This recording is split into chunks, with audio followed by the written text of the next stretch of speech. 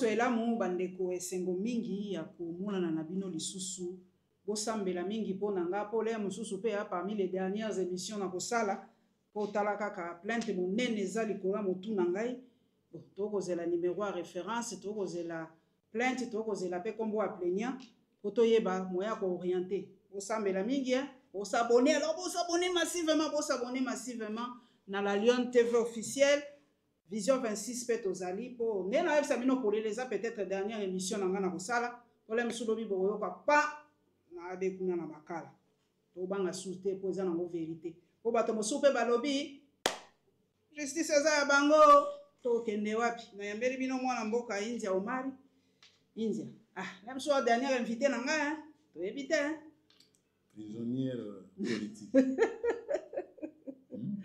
toyebi te mais en principe, il a fallu tout ça dans une émission, non? C'était à la veille avant que... Exactement. Mais bon, ça pourrait comme ça l'émission, bon, nous avons bien prévu quelque mais en tout cas, nous avons un réconfort dans Bissou. Et c'est comme ça que nous, mon acquis, d'ailleurs, le président Raymond Tchibanda m'a demandé personnellement de vous dire courage. Je ne sais pas si Hollanda qui communiquait à FCC. To Télémagui Lobango. To Télémagui Raymond Yemo Kotibanda. Qui est notre chef. À Betimbela, Betisete. Il y a dérive, une dérive dictatoriale. Et moi, personnellement, je vous demande à ce que vous portez plainte dans DGM. Vous portez plainte dans DGM, vous portez plainte dans Mwana Mobali. Ce qui était, vous portez plainte contre le directeur de l'aéroport. DGM aéroport. Comme ça, il y a par le répertoire, qui était au poste dans tel jour, tout ça. Donc, portez plainte et puis vous allez faire cette désapprobation et pas il y a DG Kachantal. Il faut l'écrire. Ce que vous avez avocat, écrire pour nous présenter des approbations par rapport. C'est un homme tempéré ou bien au tali et pas DGA, Papi Mboui. Bamomi Balé, tu peux même aller solliciter une audience pour au salaire, parce que c'est un comportement inapproprié. Ce n'est pas le travail de la DG. Ce n'est pas le travail. Ça fait une année je suis. Donc, la loi. Maman. Yango na aéroport pour soko lingyo bima na aéroport place ndeba kozwa yo bazali kozwa ngai te yango na batika ki yango na aéroport. Maman Colette. La plupart des bateaux en fait parcours na ngate. Je suis un ancien de la Direction générale de l'immigration. Bateau va fonda DGM des Angaï. Yambouya, Vieux Maurice, Tamboué, Zangaï, dans ma texte, il y a Libosso. Il y a beaucoup de gens. Je suis parmi. So ok, eza musala ya DGMT. Eza musala na yete. Pour la vie de recherche. Il y a la police dans la structuration de la DGM, il y a la police des étrangers. Nulle part la DGM a... Non. La DGM couvre à l'intention sein quelques services, tels que les renseignements militaires, quelques... l'Agence nationale des renseignements. Mais bon, même la douane peut couvrir les gens. Même la police, elle peut couvrir aussi. Parce que tu connais quels sont les services qui sont habilités au Fanda, l'aéroport. Nous avons la DGM, parce que frontière est à Bango. Aéroport, nous avons poste frontalier et poste frontière. Aux hommes, il y a deux postes frontaliers et poste frontière. nakobimisa matière nyonso ya DGM awa te mais baza na droit moko babiloko basalaka wana c'est ezali oko même porter bango na organisation internationale de migration tu peux au moins les dossiers na yo wana oko kamata ils seront sanctionnés par au niveau international ba okata bango ba droit na bango belé tu sais ce dossier là tu peux l'amener et comment munene vimbi et comment munene et le pays risque d'être sanctionné. Parce que c'est un service d'accueil. La DGM, Direction Générale de Migration, c'est un service d'accueil. Il accueille les visiteurs. Vous n'êtes pas dans l'immigration, vous êtes dans l'émigration. Vous faites des mouvements. Or, la Constitution, moto a péquisio, comme ça, un mouvement. Et ça, m'a bé, à restreindre la liberté. Migration signifie quoi? C'est l'ensemble de immigration et émigration qui constitue l'immigration et émigration qui constitue la migration. Dans les temps, il y a SNIP, il y a CNRI, il y a immigration. Et d'ailleurs, c'est avec moi qu'on avait amené directeur Mbenza à l'époque, qu'on avait envoyé pour Tokende pour résoudre le problème de Katanga. Parce que pour ANER à l'époque, qui était dirigé par Georges Manzila, à Boya Kapenda, ça la scission, il y a ANER, chancellerie, donc immigration, département, et l'ongwana ANER, les équipes Likambu. Comme on a un spécialiste dans la négociation, on m'avait utilisé. Et on a réussi la mission. Et je suis allé comme dans un vieux Gaïtan, un gouverneur, vieux P. Georges, à qui vient Nangaï, j'ai mené à Makambouana, à cédé à Zongisi. De Tolo, Longoli, migration, on est à maman, Zaki, na Kapenda, sa place wana ya mama yemo na mama yemo je crois que il y a une avenue sur la rue ou quelque chose comme ça na point na bateau ba ebi Lubumbashi. Vous comprenez? Et en principe si je n'avais pas démissionné na DGM je devais rester aujourd'hui peut-être sous la DG ou tout ça il y a direction générale de migration.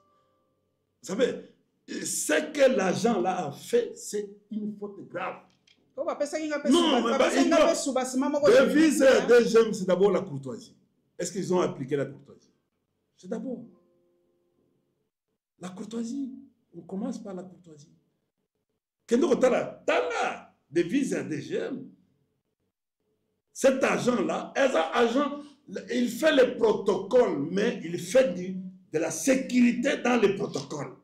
Ah, maman Boni, vous avez bien. Ah. Et c'est l'image de la République. L'image de la République est un DGM. C'est lui le chef de la frontière. C'est lui qui peut fermer la porte de sortie et la porte d'entrée. Non, la DGM, s'il y a une plainte, il y a parquet. On te présente la plainte. C'est ça la grande question. Ça fait une année que on va te présenter l'écoute. Par exemple, Bamindele, Azan Nyongo na banque, Bazo Lukaye, Bako qui nous déposer plainte na DGM pour Akimate. C'est le parquet qui dépose une plainte. Et tant que Bima, Mundele, Bako présenter plainte, à parquet, tu vas aller te présenter. Bango Bazan a cachote. La DGM n'a pas les cachots. N'a pas les cachots. C'est une police des étrangers. Ce n'est pas une police des Congolais. Et c'est comme ça que non, vous allez trouver, ils ne peuvent pas vous arrêter. S'il y a un problème, la DGM va s'intéresser à la Mikanda, la police nationale congolaise. Vous savez, il va s'intéresser à la Demiap. Et ça, na katika kawana ya. Bademia pango bazakana tenir bakola taper tenir migration. Bato NRP bakola taper tenir migration. Bazakana katwa. Ils vont te présenter les documents. Comme on le dit, la Constitution, dit la Constitution que non, tant que bakangio, il faut pas y avoir un motif nini bakangilio. Et ça deuxième té, deuxième à comprendre kaka mukanda. Et ça là qui te balobi na koyeba ngo kaka kuna na pa. Non, ça la bongo té. Aucun document de la DGM, je suis en train de te dire comme un ancien haut cadre de la Direction générale de l'immigration. Tu vois, oyo kaka batambo boyo no Kabila nga nomenga na DGM comme responsable. Et d'ailleurs, à l'époque, c'est lui qui est allé me proposer des vieilles, en fait, Fantomas. Que bon, un accord remplacé et tout ça. Vous comprenez? Mais en fait, ce qu'il vous dit, on vous dit dans la devise, il y a des gemmes, dans Internet, courtoisie. Il a utilisé ma méthode archaïque. C'est ça, les méthodes colériques. Quand j'appelle les bateaux à régime, c'est colérique. On a recruté beaucoup de gens, de nouveaux, qui n'ont jamais été. Ngai Moutounayana Béré, la DGM. On n'est pas Béré au Balata, Namtounayana. Première Moutou, on a Béré à Kala. On a Béré, on a introduire Béré dans la DGM. Et là, les biso to la babilo on a biso afdel wana ba tout ça to ba ayo et puis na koma PC brigade les na côté na deuxième na côté parce que moi j'ai travaillé partout, j'ai travaillé aussi à part l'ANL, j'ai travaillé aussi à la police et na circulé présidence, j'ai eu le temps de connaître un certain nombre de choses yango donc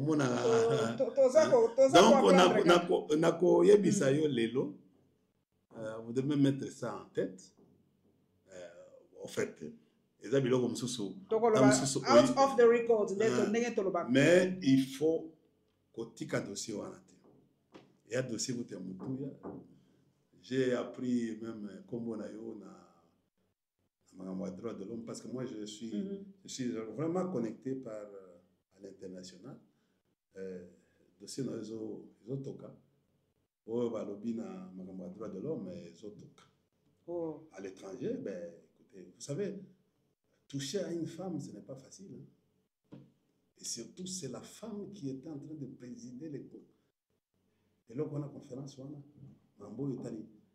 Oui, que non, si c'était le président Kabila, cette femme, la ministre, devait être arrêtée, révoquée automatiquement. Na conseil wana pour atika ki opposant baloba mais ça devient ridicule.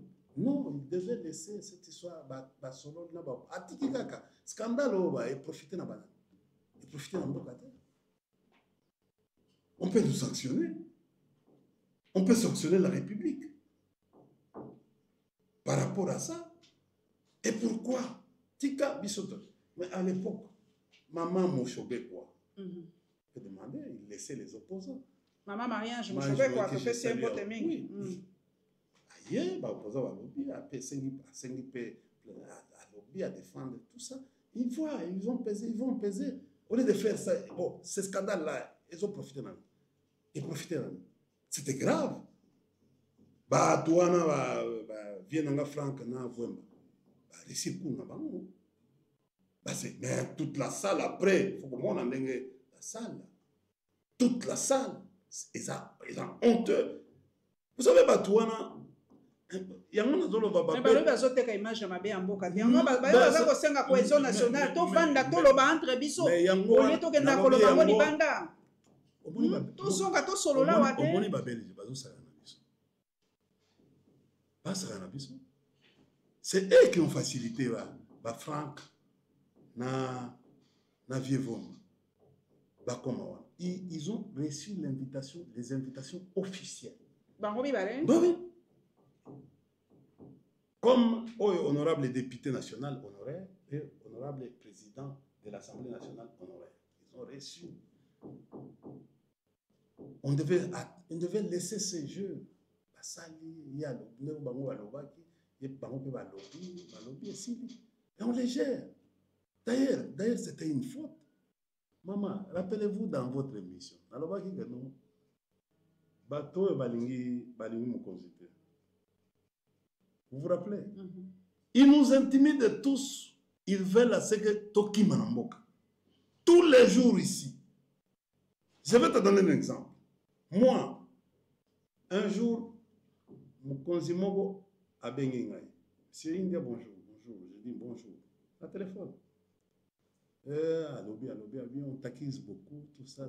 Est-ce que tu peux venir demain à 16h dans mon bureau? Venir dans ton bureau. Mais si vous me lancez une invitation officielle, je vais venir dans ton bureau. Mais écrivez-moi, lancez-moi une invitation officielle, je vais venir. Moi-même, je vais venir comme responsable. Oh non, il faut venir. Bon, Akati. Tant que solo. L'objet tali 16h n'a été. 19h, un autre. Ceux qui subalternent de la part de tel, tout ça. Est-ce que vous pouvez venir? Non, je ne viendrai pas. Il faut me lancer. Dis à ton chef de me lancer une invitation. Je vais venir. Maman, ça fait 7 mois aujourd'hui. Comme à Ralisson, hein? Ben, on a soutien. Ben, on a soutien. C'est sûr. Ce qui n'a pas eu mon temps. Un peureux. Mais la Kima, je ne me repose de rien. Vous m'appelez aux parquets. Si on a un problème, ben on a un parquet. On lance l'invitation à parquet. Et puis, je vous donne un exemple. Je voulais partir en Belgique avec madame. On arrive à l'aéroport. Avant, on a refusé. Petit mot, vieux, on va te ridiculiser, on va saisir même ton passeport. On a tourné, c'est bon. Kendega. Tu vois, vous avez la liste rouge. Oh, on a dit, je suis.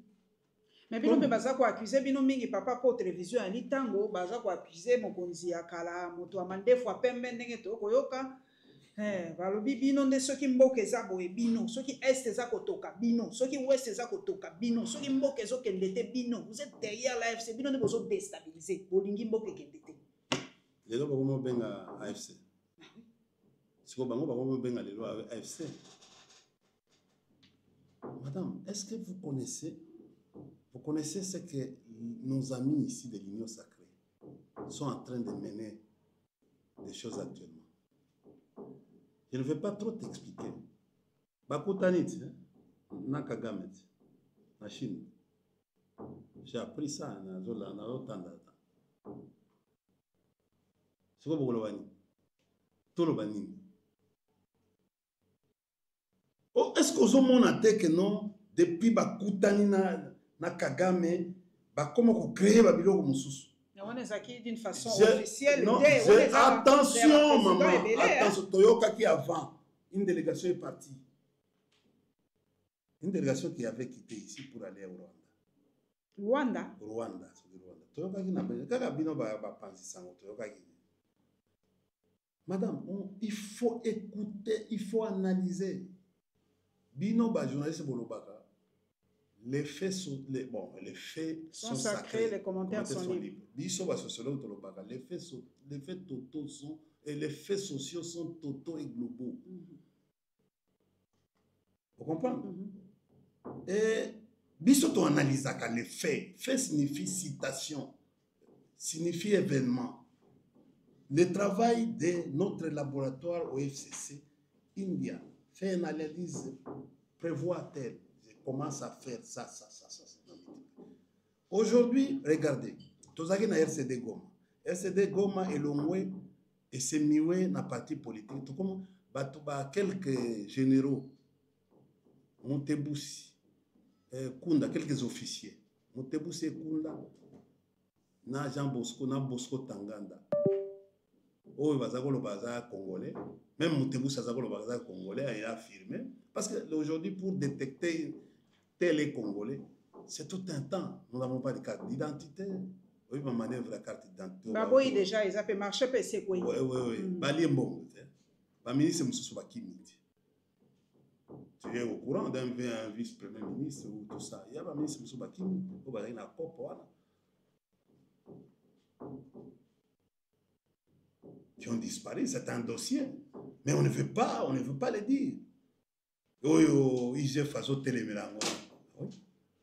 Vous comprenez? Bah, il est en moi. Parce qu'ils ont fait télémélango en moi. Tu comprends? Il y a eu beaucoup d'argent qui sont partis. C'est comme mon monnaie qu'ils ont gagné. Et ils ont gagné tout cet argent-là. Et qu'ils ont gagné. Accusation à Fumutoto. Non, c'est au moni modèle tozo fond. Depuis tozo kende. Bango balobaki ke no toko fongola ba placard. Biso to lobi, bo fongola ba placard. Ram ezali. Placard est aussi la terre. Et ça dossier, ça cadavre ram. 100 jours, et ça cadavre. Et ça cadavre dans placard. Tu les genoux, et ça cadavre dans ta trou zéro, et ça cadavre dans placard. Forage dans lampadaire, et ça cadavre dans placard. Et aussi la gâte.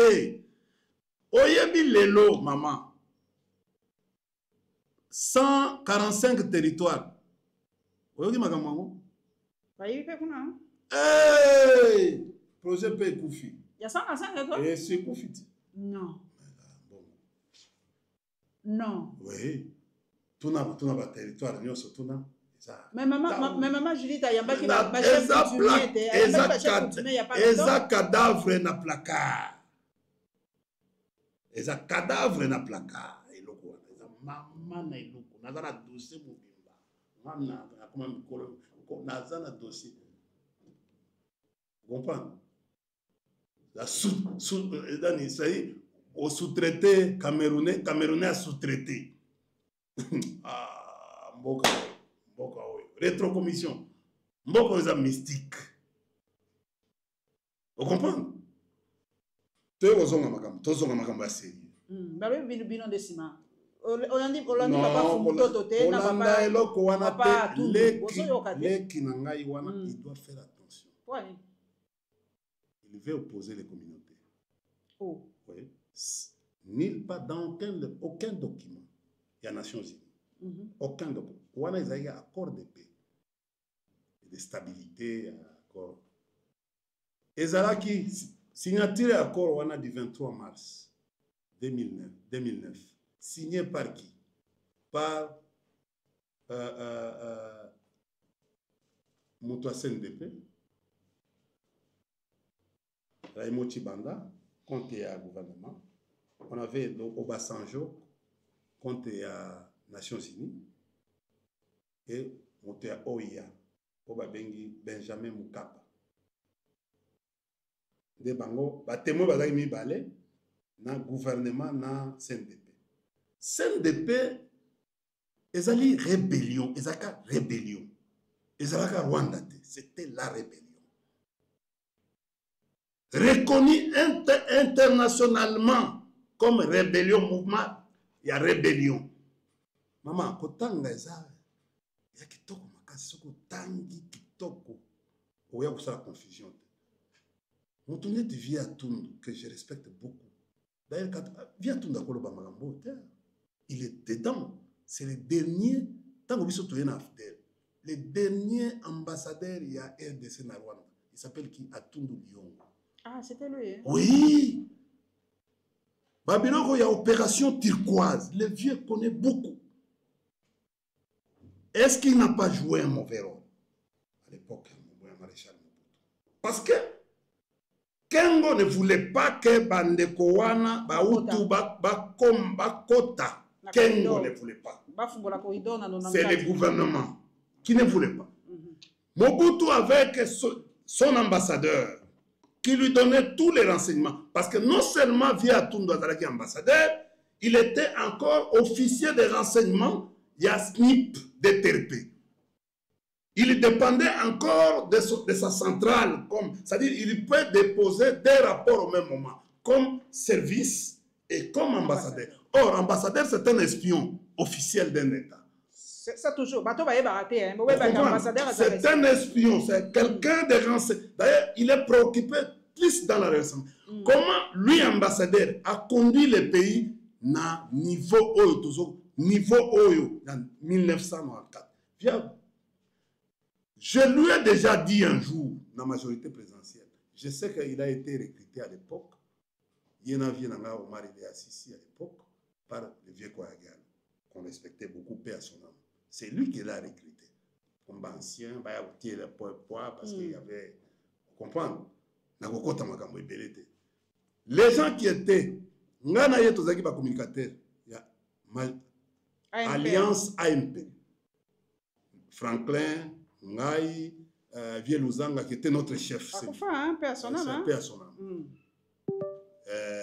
Kambila, Kankwenda. Vous comprenez? Moi, au début, tout moi, il y avait beaucoup de communicateurs. Il y avait. Est-ce qu'on y a que nos vieux Boucha Bazaki communicateurs? Vieux Chadar Azaki communicateur. Vieux Louman Azaki communicateur. Nani, père son âme, notre grand frère, Nani, vieux Kamer Azaki communicateur. Vieux Nani, Kanga Bongo était communicateur. Tu vois, Francis Kalombo, qui va m'écouter, était communicateur aussi. Vous comprenez? Donc, c'est un vieux Nani Luzanga Chamande Voakoufi, des professeurs au même Inako, que je salue en passant, qui l'a désigné comme superviseur. Il y a expérience, il y a service, il y a service, mais biso ba vrai kabiliste de sous tozaki ko bundana et tozaki ko bundana et tout le temps discussion avec pas contradiction parce que nous à notre époque c'était betra tout sur le plan mais les bandes des hommes on a fait hein mais non c'est sur le plan scientifique. Franklin azaki na domaine ngana azaki na domaine stratégie politique, Franklin azaki na domaine économique. Franklin o azana ya LGD à Matata. Oui tozaki oui Tata Oya Outaki dans MLC, Azala y fait un domaine à droit. On avait Nemi Mounan Tamaye à structuré en haut sur le plan, il y a en fait d'abord connaissance aux anangos, mais tout ça là, non, ce qu'aucun la télévision, nous avions des éléments de langage, les mêmes éléments de langage pour que tout le bagage tout ça, on doit être structuré. C'était ça la meilleure communication. Nous, on était, ministre. On avait un pouvoir exceptionnel. Ce qui n'a pas vivant, il peut vous dire. Même ministre qui va à l'encontre de ici dans la réunion, devant Obemina, pour tout ça, tout ça, ministre. On ministre à Toka. Vous comprenez? Et le ministre, de temps en temps, pourrait nous appeler pour nous donner la matière. Et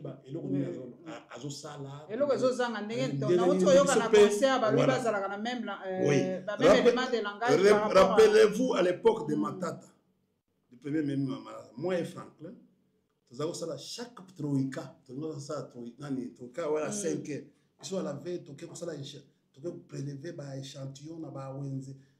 Franklin a fait Massina, azana mbongo na inga pe nazana mbongo na sombe bala sakaloso sakamadesu tout ça on comprend bon mais on avait chaque avant lundi la semaine tout ça prélèvement il y a bien des premières nécessités to ko ne kingabwa to tamboli to yeto pesi c'est-à-dire l'herbe ministre bazoya na 5 heures biso to sisi réunion na 4 heures na Matata na Franklin Tolongwe, tu peux si déjà échantillonnage, structuré, prix, tout ça. Et c'est comme ça que non Matata, ministre Akoya, ko pesaye, et l'autre, biso tout ça PCA, et puis tout ça, n'a pas facture, parce que nous on les dépose. Ils nous donnent seulement la liberté que notre côté la carton on a tout kaba. Au kabela biso ba petit biso bandale ba nini ba sac à l'eau. Nous on peut aller même avec camion mobimba, tout ça ba sac à l'eau, ba sac. Tout ça pour na ba facture to yé nango. To ko banda na ba kingabwa totali tal ba chambre froide nyonso kingabwa. To ko tala ko prélever tina rugaman. To ko prélever ba nini wan. Et c'est comme ça que l'État était au courant de, parce que les contraires de ce que ministre. Et je salue en passant les grands ministres Nemoyato. Voilà, il était très cool, mais ancien ministre de l'économie.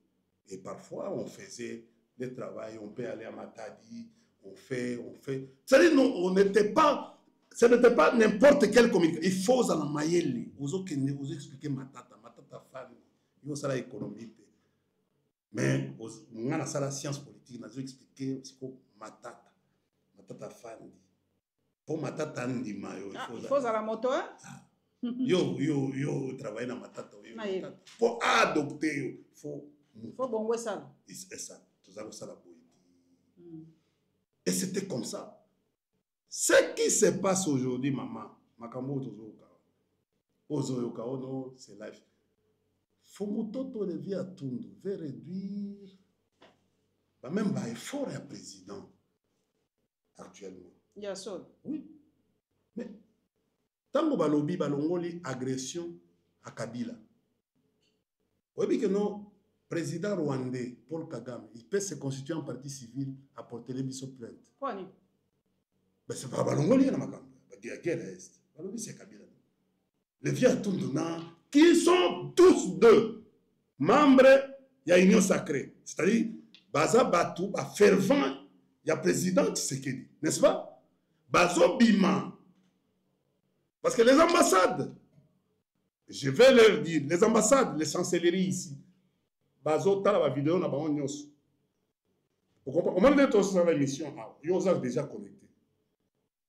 Parce que les ambassadeurs veulent, tes émissions sont codées. Même si tu lobby na lingala, il y a une traduction. Au niveau, c'est-à-dire, il y a Yo, il y a Kam Kayembe, il y a, en fait, Nani à Longwe déjà, il y a un certain nombre de choses. C'est-à-dire, le fait que vous êtes câblé dans satellite, tant aussi c'est l'émission, on récolte. Et on donne aux analystes stratégiques de faire la synthèse ou l'analyse par rapport à la synthèse. Mais le fait que nous avons lobby, que nous avons sous agression, et comment faire à Kabila. Donc, va dédouaner Rwanda. Va dédouaner Rwanda. Va jouer G à Rwanda. Oui, Rwanda. Rwanda, ça m'a dit, makasi.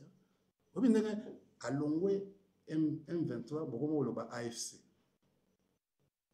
C'est-à-dire que non, pour la question que non, et ça est là où il y a les Congolais. Mais bino c'est quoi côté nager à Rwanda. Bolobi non, et ça Kabila. C'est-à-dire les affaires congolaises. Mais c'est quoi Rwanda il peut aujourd'hui relancer un débat sur ça. Il y a un aujourd'hui les Congos sur ce domaine de la guerre. Tous en a même entendement. Même, tout ça, oui, même élément de langage T. De langage T. Le pays ne nous a pas favorisé, le gouvernement ne nous a pas favorisé à expliquer à la communauté internationale que le pays est en pleine agression. Viens à Tundu. Tunabiso akala. So bango ba yeko jouer rôle na kati ya bato ya sika pour pas comprendre te ba troubler bango, ba ramener guerre et comment au lieu de guerre d'agression entendement ba ningi ba véhiculer message. Et puis message na bango ezani. Tant que nous CNDP, Ezali Rwanda. L'insécurité à l'Est, c'est Kabila. Tu vois les deux langages. CNDP, d'abord l'insécurité à l'Est, c'est Kabila. Donc, va te donner, déjà, va disculper Kagame. Mon affaire à Chine, est-ce que vous comprenez? Est-ce que le texte est d'abord, il y a un texte.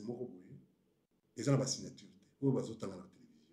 malheureusement bino ba journaliste tant bozo benga bato lela yena eloko moko ta signature nana document authenticité ya document wana ba yena ngo eza document eza na Rwanda kende na site ya Nations Unies basi ba longoli document ya accord du 23 mars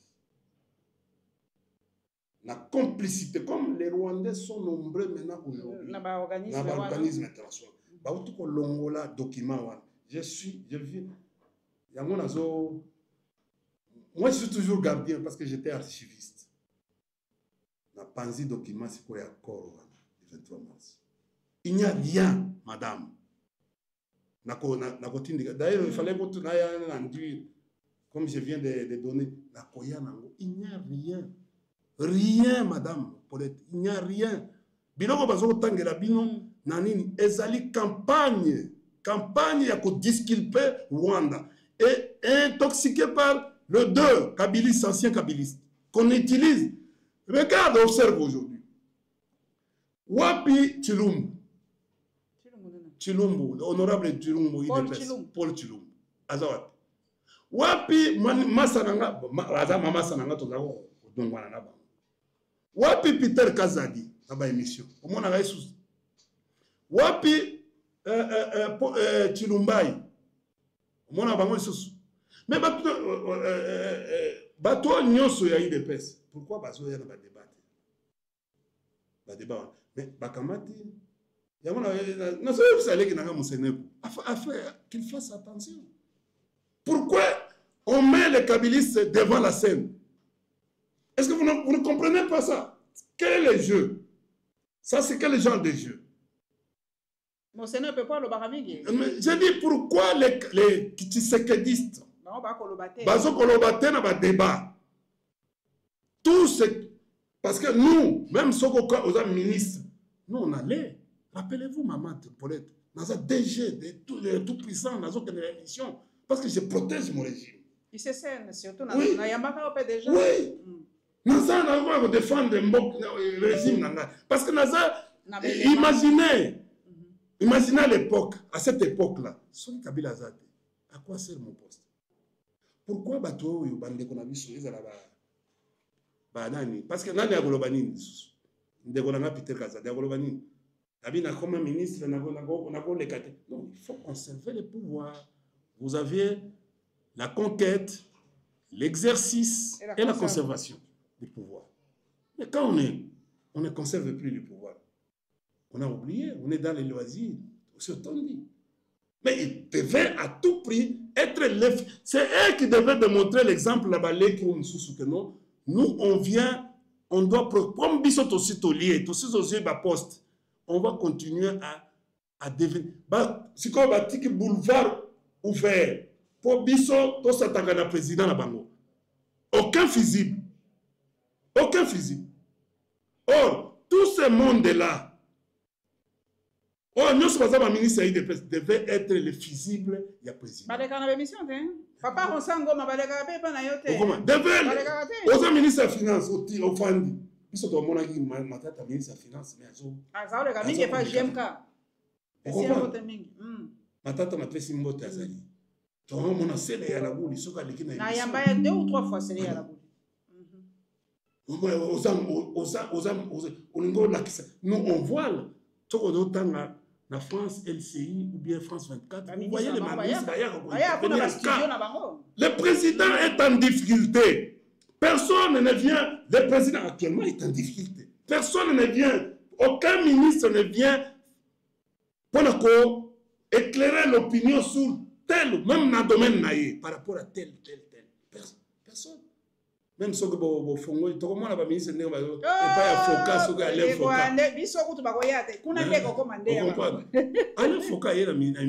y a mission tout ça et c'est tout émission on est vous allez peut-être sur 20-30 000 parce que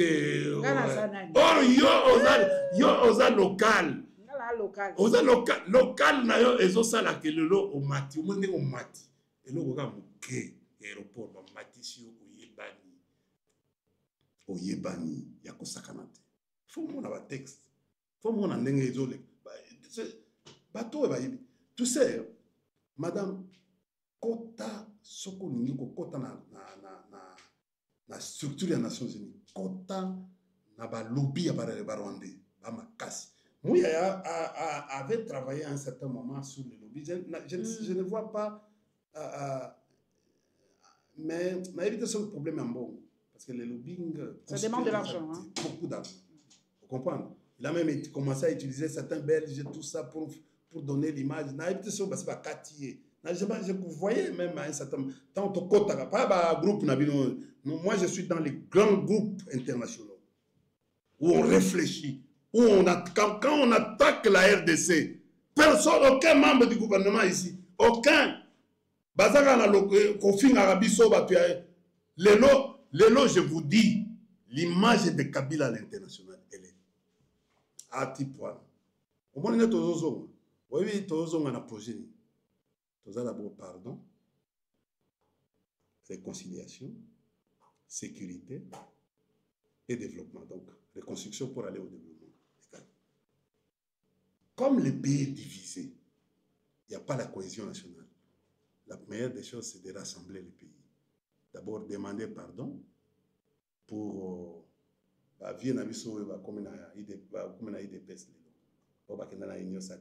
qui ont fait du mal sérieusement.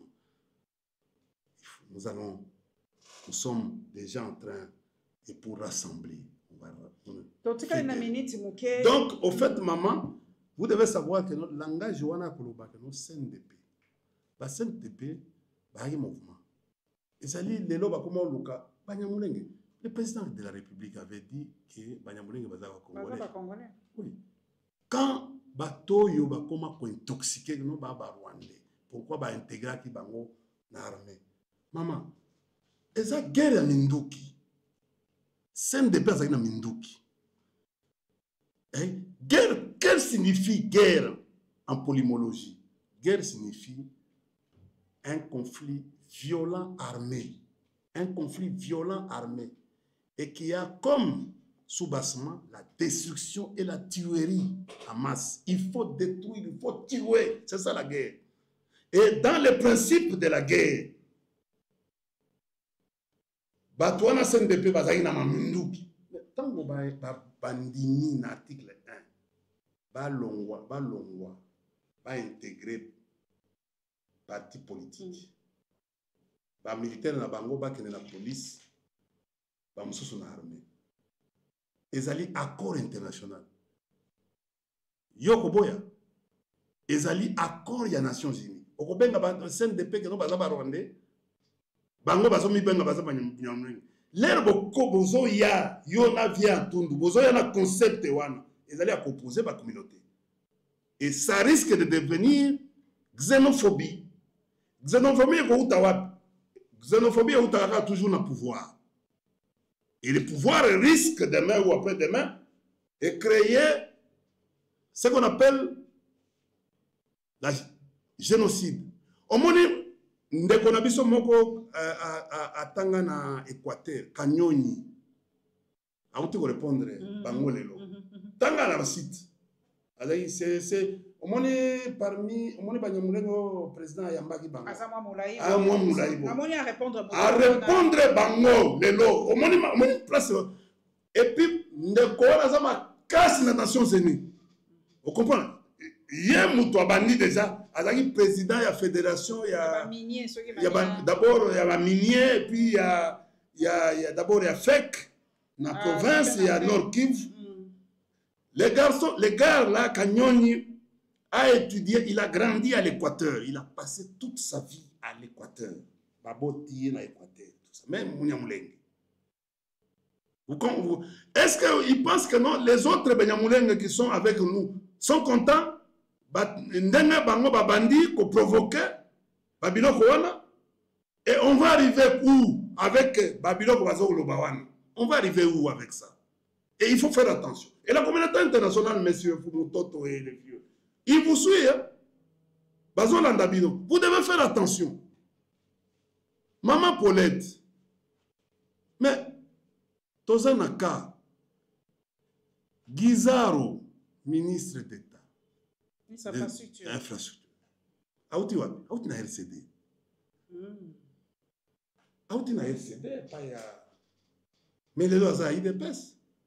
Papa na ye oya bota ye. C'est celui qu'on appelle dans l'histoire Gizaro Muhoza. C'est lui qui a créé le concept de Benyamulenge en 1976. Azaki ami ya Fier Etienne. Vrai ami na ye. Soko oye balangote. Azaki ami, vie azaki na ami ya Gizaro, ami ya Karigamire, ami ya directeur Nani Bisengimana, directeur de cabinet Bisengimana.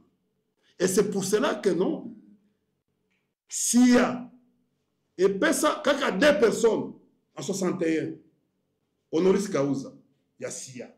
Et puis ça vient Bisengimana comme Honoris Causa, il y a Polytechnique. Docteur en Polytechnique. Et puis ça peut Honoris Causa et pas vient Etienne, docteur en droit. Oh, le docteur wana ezali Honoris Causa, il y a SIA. On m'a dit ma relation na bango. Place Ebanda Kala.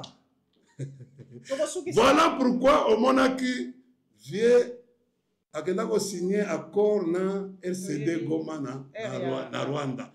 Vient après guerre oyo ya ministre Mutamba akenda kosala na Kisangani Genocost.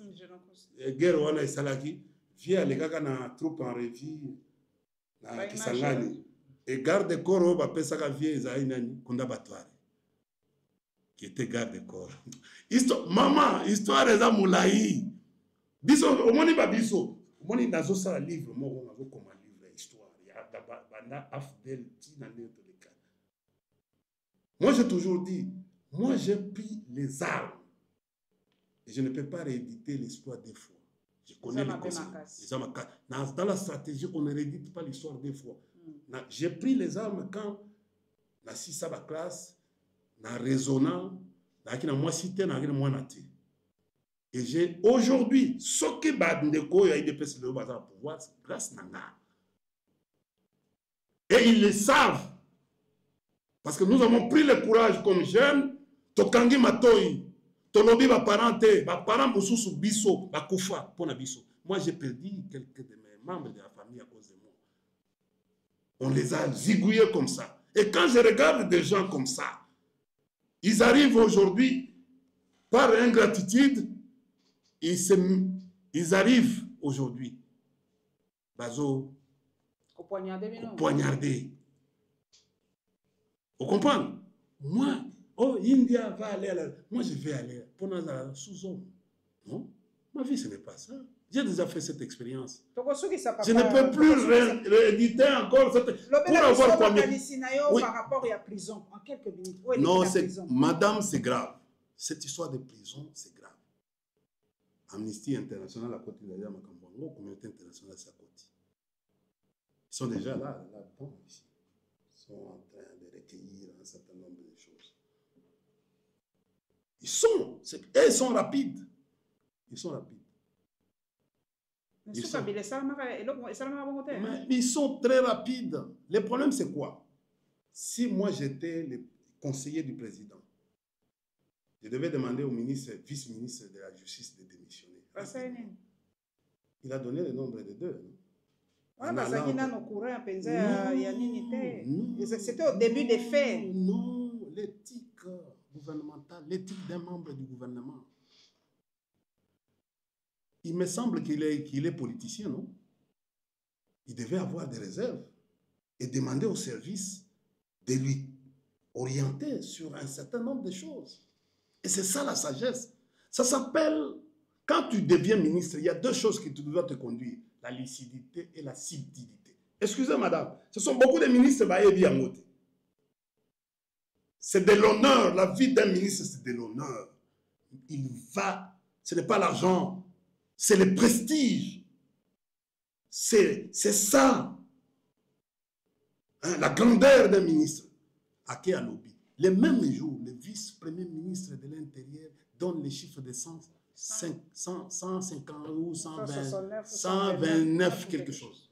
Il contredit ça devient de la cacophonie au niveau international. On va entendre.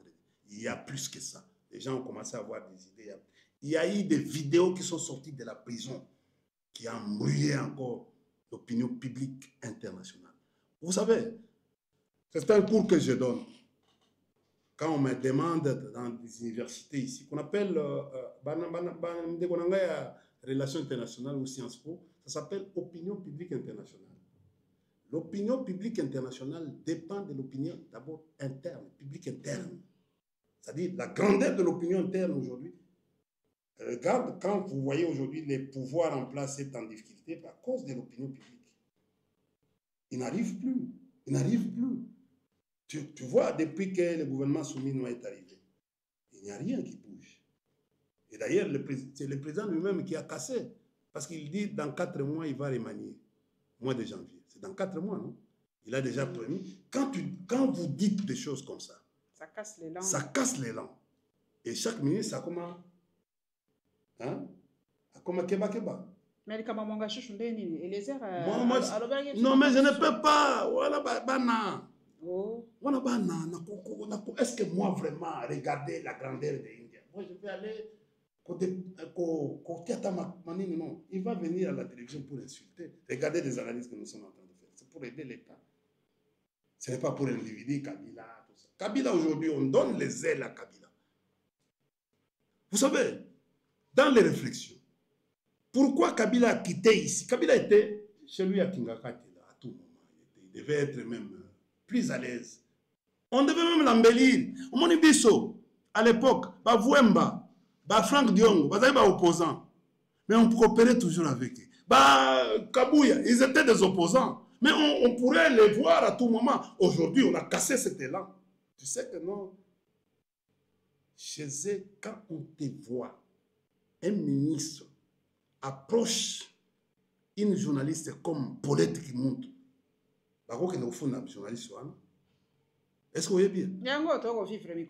Est-ce qu'on y est bien que non? Dans un sentiment, il y a ce que haine, excusez-moi. Ce qui va m'en par exemple. Oh, ça ne peut pas être comme ça. Moi, je pourrais aller chez Kabouya, je pourrais aller chez tel, puis tel. Bissot à l'époque. C'était comme ça. Mais dis-toi à l'époque. Je prenais mon téléphone ici. Ah, Ndeko Ozawa, puis tout ça. Bissot, vous nous voyez à Bandal avec Peter. Je suis DG de l'OGFRAM. Je suis avec Peter, mon ami qui est Kabila. Ça ne nous regarde pas. J'étais avec Kabouya, j'étais avec Jacques Ilunga, j'étais avec Eberan. Tout ce monde-là, chez nous, on peut perdre, on disait, vous comprenez? J'étais tout le temps.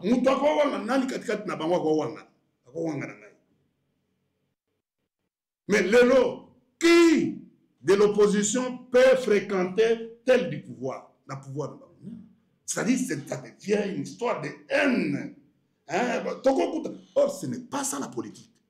La politique, beaucoup tel un plateau, après, vous voyez, tout fan. Nous, à un certain moment, moi je vais te dire,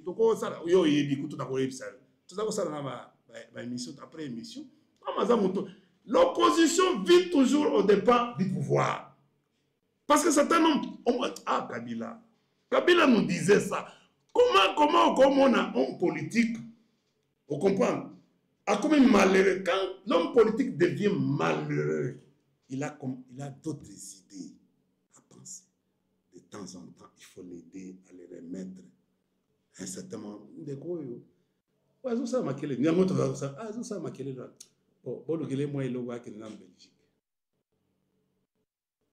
Dubaï. À Dubaï, loisir les années, tout ça.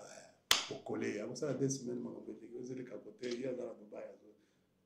C'est bien, moi, et là, encadré. Et tous, c'était plein. On a vu les opposants et belé dans le monde. Dans ces cas. On a ma fonction, je exerce ça. Il y a ma fonction de sacrifice. Il faut aider l'opposition. Il faut faire tel. Il faut maîtriser. Ils ont fait ça les jours où tel. Comment un homme politique, un politicien, Azana ressources. Mais il vit comment? Il vit au mamelles du pouvoir. Il doit être équilibré. Bon, il y a André, Kinois, occupé naï. Tout n'a pas matata. A fongolo comme ça. Ministre et la matata de la selle, a fongolo il a rencontré combien de gens? Et nous, même si nous avons rencontré des gens, on ne dira pas. Voilà ce que Kabila nous a dit. On ne dira pas. Ça, on ne peut pas le dire. Mais Mbandekoyo a payé $50. D'ailleurs, tu vas payer ça en bon. Bazana l'ixité. Ils n'ont pas le luxe. Ils ont l'agressivité, mais ils n'ont pas le luxe. Et ils n'ont pas les secrets. C'est tout, un secret. Ils n'ont pas les... Ils se bagarrent entre eux, ils viennent avec les histoires, ils nous amènent ici. Parfois, ils disent, moi, je ne peux pas aller attaquer. Tu m'as déjà vu un jour, moi, je viens ici, qu'on s'attaque au président. Je ne le ferai pas. C'est un président, quelles que soient ses erreurs. C'est un président de la République. Il a mon respect. Moi, je suis collaborateur de Kabila. J'obéissais à Kabila. Kabila n'était pas Dieu. Il avait aussi des failles. Mais comme je connais la grandeur de la fonction du président de la République, je n'ai pas l'analyse. Moi, je suis venu ici, j'étais le premier tant que le président Pessika a nommé comme département intérieur, département intelligence économique et financière. J'ai dit au président que non, l'ANER a 3 départements. L'ANER à elle-même, c'est une loi. Tant que vous nommez un animateur et un département, soit ça la ordonnance loi, soit au Luka vacances parlementaires, ou créer la loi de l'habilitation. Quand les gouvernements légifèrent à l'absence des parlements. Mais qu'on nomme un animateur comme ça, il risque de la ça s'appelle prolifération des services. Regardez, Ndekona Aye. Bon, sous la spéculation, qu'est-ce qu'il va faire? Tozana agence moko ya lutte contre la corruption. Et ça a 4 cabinets à président. Tozana IGF. Ils ont la même attribution que les bâtiments créés. En plus de l'IGF, ils ont la Cour des comptes. Ils ont la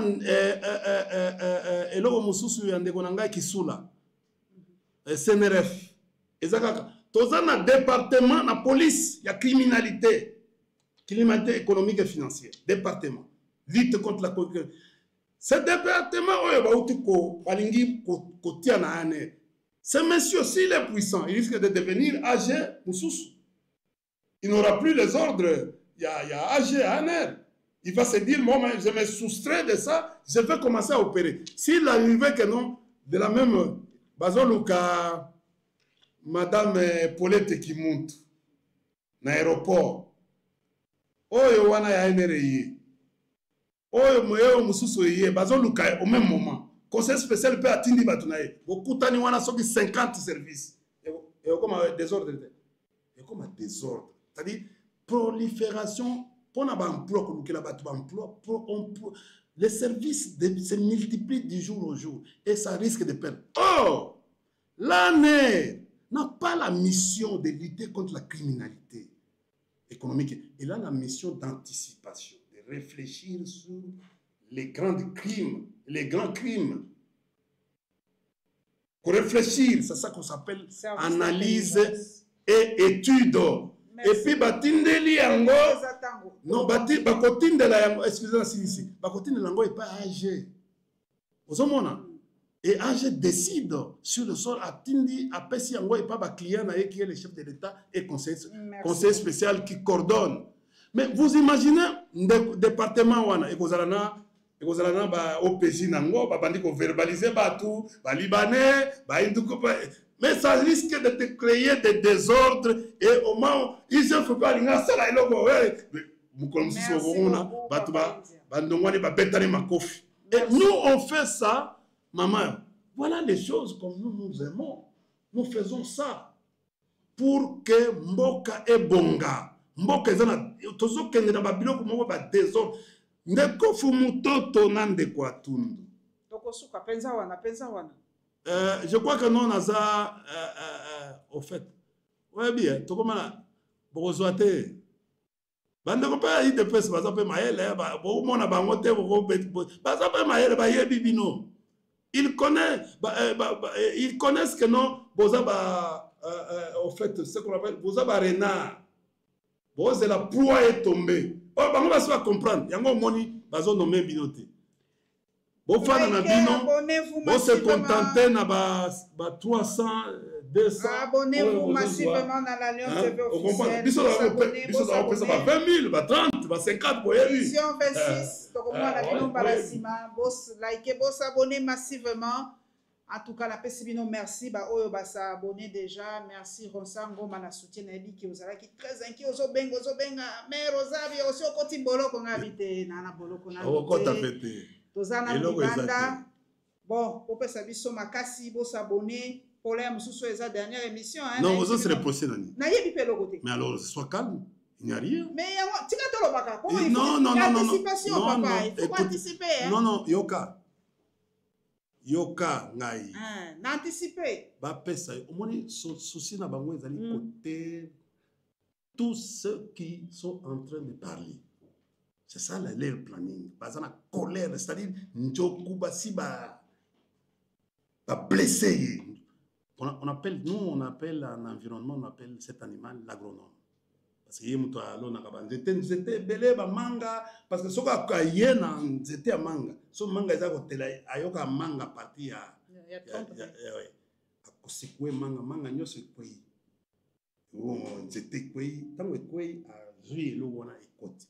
Tango azotambola ba mokoko lia manga ezolanda ye azonyata yango ezokota na kati ya ou bien eloko ya o babenga nini mbila asali yango boya sekwe yango ekoi abandi ko kunyata yango omona na nzela tout droit moto a planté yango ezali pachyderme.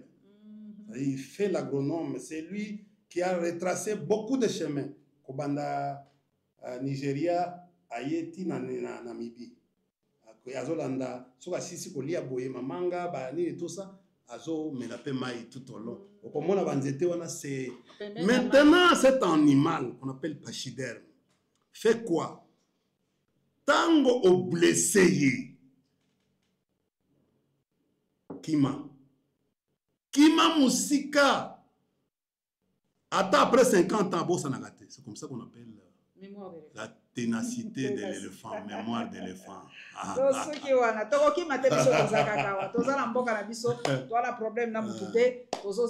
Merci Ronsard en tout cas na bandeli sous merci na ba onyo so benga kinga pour avoir de mes nouvelles. Merci Nabino mais seule récompense na kosenga bino, seul soutien na bino bokende sous boyeb sa ba camarade, bo s'abonner sous massivement dans l'Alliance TV officielle. Pour s'abonner à Vision 26, toza ensemble, tozo bundanakala malgré que la TV zoyaka ke belé biso kana mukie oyo toza ka na ba étranger na betra toza ka est-ce va foutre un peu azana visa permanent ah bah mais non attends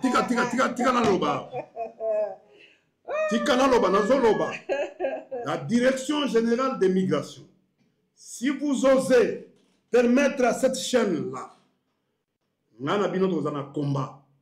Et oui. Non, Monsieur Foucault a un droit il y a un visa permanent parce qu'il doit exercer, il doit avoir résidé en RDC ici pendant moins 5 ans. Il doit avoir un permis à travail. Et ça va conditionner belle pour avoir un visa permanent. C'est pas, il doit être au moins ce que basali angona mayuya. Parce que je connais. Et c'est ça le travail, visa permanent. Pour installer une société ici, vous devez avoir un visa permanent. Loi est changée dans notre pays. Loi est changée dans notre pays. Le monsieur n'a que le visa de voyage. Visa ordinaire, il y a voyage. On a immigration, VOE. Merci. On comprend, on va faire ça pour la visite.